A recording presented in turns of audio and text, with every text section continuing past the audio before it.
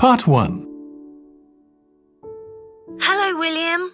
This is Amber. You said to phone if I wanted to get more information about the job agency you mentioned. Is now a good time? Hi, Amber. Yes, fine. So the agency I was talking about is called Bankside.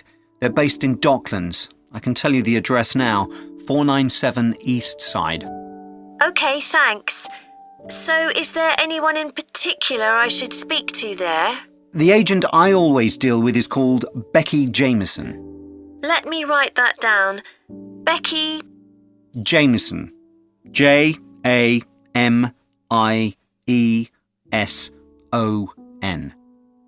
Do you have her direct line? Yes, it's in my contacts somewhere. Right, here we are. 07866 510 333. I wouldn't call her until the afternoon if I were you. She's always really busy in the morning trying to fill last-minute vacancies. She's really helpful and friendly, so I'm sure it would be worth getting in touch with her for an informal chat. It's mainly clerical and admin jobs they deal with, isn't it? That's right.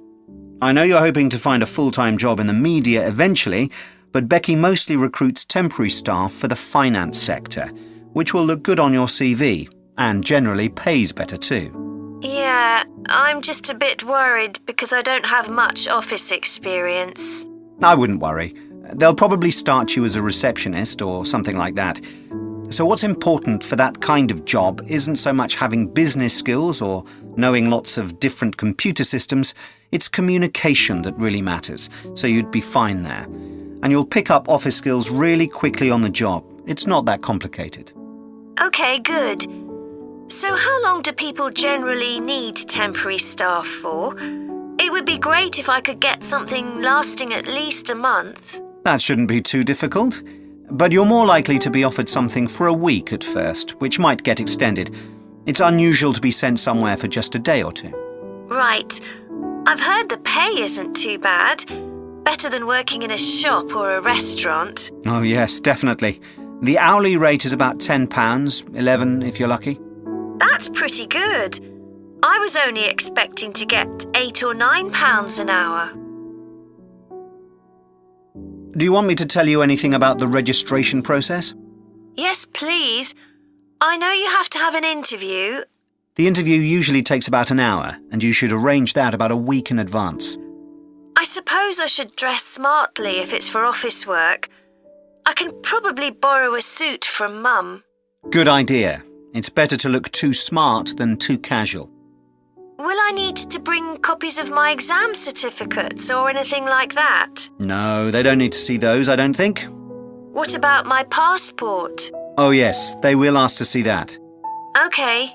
I wouldn't get stressed about the interview though. It's just a chance for them to build a relationship with you, so they can try and match you to a job which you'll like. So there are questions about personality that they always ask candidates, fairly basic ones. And they probably won't ask anything too difficult, like what your plans are for the future. Hope not.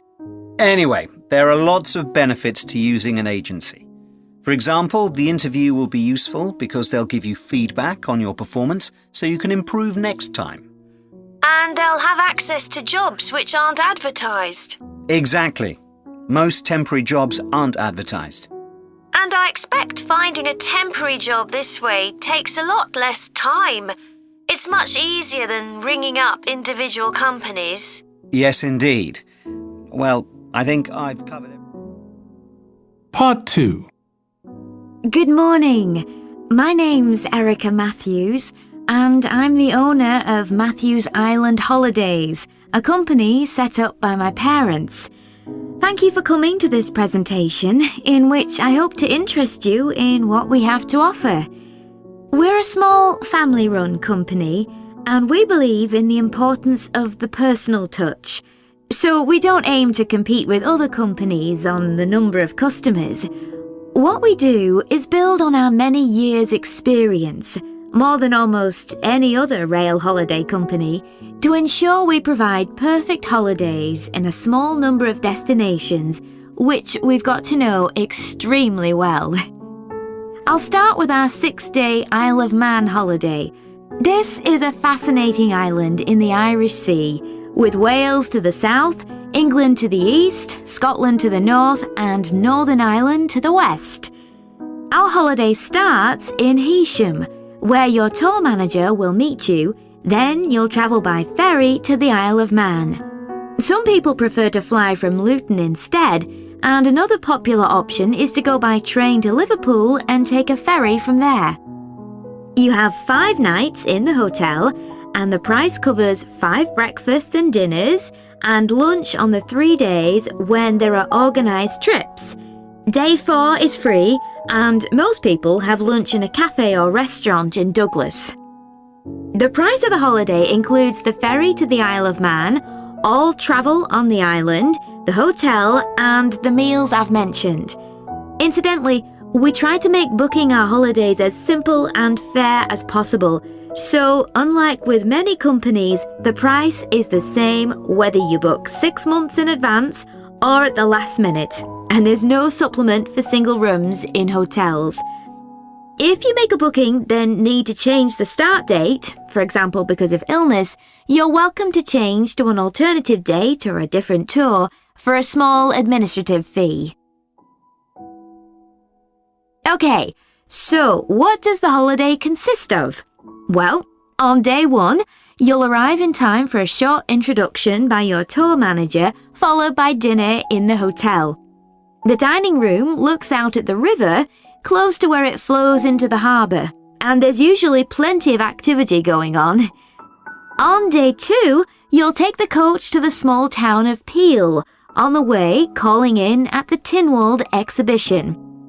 The Isle of Man isn't part of the United Kingdom, and it has its own parliament called Tynwald. It's claimed that this is the world's oldest parliament that's still functioning, and that it dates back to 979.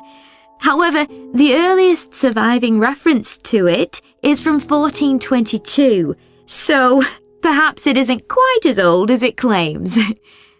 Day 3, we have a trip to the mountain Snaefell. This begins with a leisurely ride along the promenade in Douglas in a horse-drawn tram. Then you board an electric train which takes you to the fishing village of Laxey. From there, it's an 8-kilometre ride in the Snaefell Mountain Railway to the top. Lunch will be in the cafe, giving you spectacular views of the island. Day 4 is free for you to explore, using the pass which we'll give you. So you won't have to pay for travel on local transport or for entrance to the island's heritage sites. Or you might just want to take it easy in Douglas and perhaps do a little light shopping.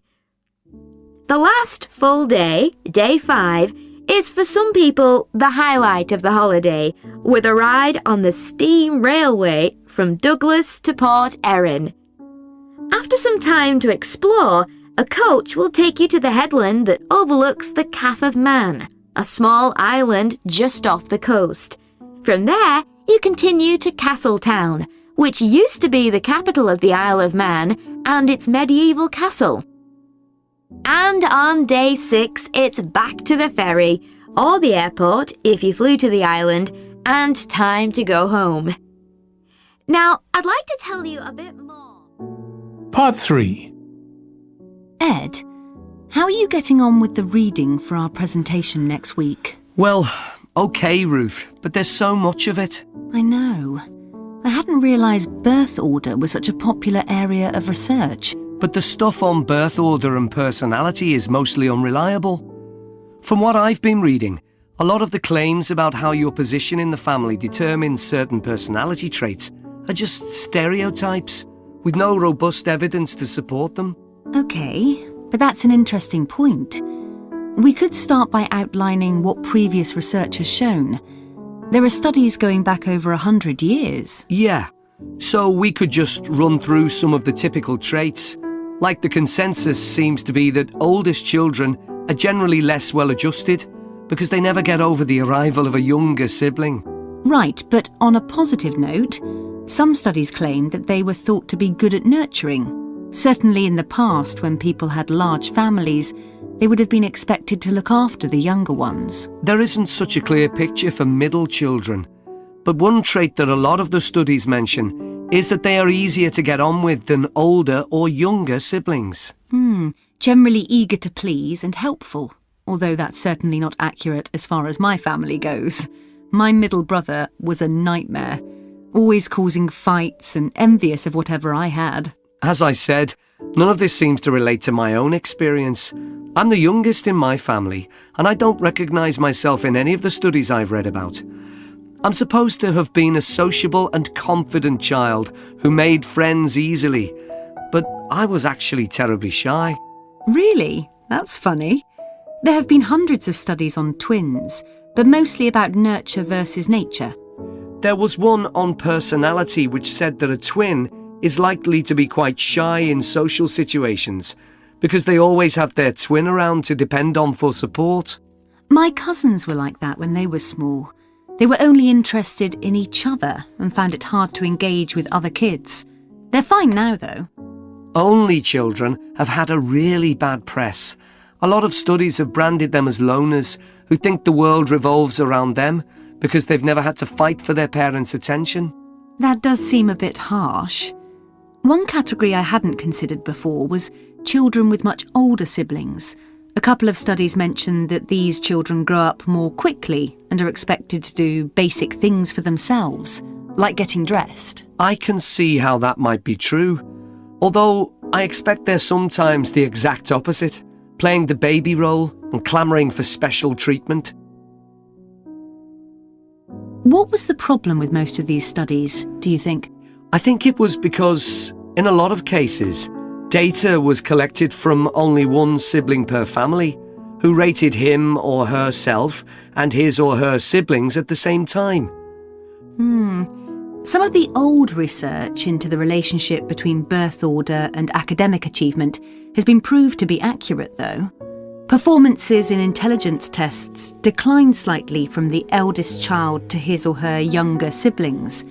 This has been proved in lots of recent studies. Yes, although what many of them didn't take into consideration was family size. The more siblings there are, the likelier the family is to have a low socio-economic status, which can also account for differences between siblings in academic performance. The oldest boy might be given more opportunities than his younger sisters, for example. Exactly. But the main reason for the marginally higher academic performance of oldest children is quite surprising, I think. It's not only that they benefit intellectually from extra attention at a young age, which is what I would have expected. It's that they benefit from being teachers for their younger siblings by verbalising processes. Right. And this gives them status and confidence, which again contributes in a small way to better performance. So, would you say sibling rivalry has been a useful thing for you? I think so. My younger brother was incredibly annoying, and we fought a lot. But I think this has made me a stronger person. I know how to defend myself. We had some terrible arguments, and I would have died rather than apologise to him. But we had to put up with each other, and most of the time we coexisted amicably enough. Yes, my situation was pretty similar. But I don't think having two older brothers made me any less selfish. I was never prepared to let my brothers use any of my stuff. That's perfectly normal. Whereas some... Part 4. Today, I'm going to talk about the eucalyptus tree. This is a very common tree here in Australia, where it's also sometimes called the gum tree. First, I'm going to talk about why it's important. Then I'm going to describe some problems it faces at present. Right, well, the eucalyptus tree is an important tree for lots of reasons. For example, it gives shelter to creatures like birds and bats, and these and other species also depend on it for food, particularly the nectar from its flowers. So it supports biodiversity. It's useful to us humans too, because we can kill germs with a disinfectant made from oil extracted from eucalyptus leaves. The eucalyptus grows all over Australia, and the trees can live for up to 400 years. So it's alarming that all across the country, numbers of eucalyptus are falling because the trees are dying off prematurely. So what are the reasons for this? One possible reason is disease. As far back as the 1970s, the trees started getting a disease called Mundula yellows. The tree's leaves would gradually turn yellow, then the tree would die. It wasn't until 2004 that they found the cause of the problem was lime, or calcium hydroxide, to give it its proper chemical name, which was being used in the construction of roads. The lime was being washed away into the ground and affecting the roots of the eucalyptus trees nearby. What it was doing was preventing the trees from sucking up the iron they needed for healthy growth. When this was injected back into the affected trees, they immediately recovered. But this problem only affected a relatively small number of trees. By 2000, huge numbers of eucalyptus were dying along Australia's east coast of a disease known as bell miner-associated dieback. The bell miner is a bird, and the disease seems to be common where there are high populations of bell miners. Again, it's the leaves of the trees that are affected. What happens is that insects settle on the leaves and eat their way round them, destroying them as they go, and at the same time they secrete a solution which has sugar in it. The bell miner birds really like this solution, and in order to get as much as possible, they keep away other creatures that might try to get it. So these birds and insects flourish at the expense of other species, and eventually so much damage is done to the leaves that the tree dies. But experts say that trees can start looking sick before any sign of bell miner-associated dieback. So it looks as if the problem might have another explanation. One possibility is that it's to do with the huge bushfires that we have in Australia. A theory proposed over 40 years ago by ecologist William Jackson is that the frequency of bushfires in a particular region affects the type of vegetation that grows there. If there are very frequent bushfires in a region, this encourages grass to grow afterwards, while if the bushfires are rather less frequent, this results in the growth of eucalyptus forests. So why is this? Why do fairly frequent bushfires actually support the growth of eucalyptus? Well, one reason is that the fire stops the growth of other species which would consume water needed by eucalyptus trees. And there's another reason. If these other quick-growing species of bushes and plants are allowed to proliferate, they harm the eucalyptus in another way by affecting the composition of the soil and removing nutrients from it. So some bushfires are actually essential for the eucalyptus to survive as long as they are not too frequent.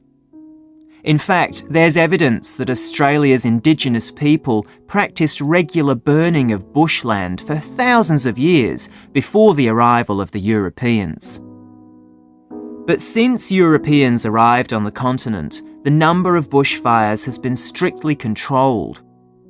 Now, scientists believe that this reduced frequency of bushfires to low levels has led to what's known as dry rainforest, which seems an odd name as usually we associate tropical rainforest with wet conditions. And what's special about this type of rainforest? Well, unlike tropical rainforest, which is a rich ecosystem, this type of ecosystem is usually a simple one. It has very thick, dense vegetation, but not much variety of species. The vegetation provides lots of shade, So one species that does find it ideal is the bell myna bird, which builds its nests in the undergrowth there. But again, that's not helpful for the eucalyptus tree.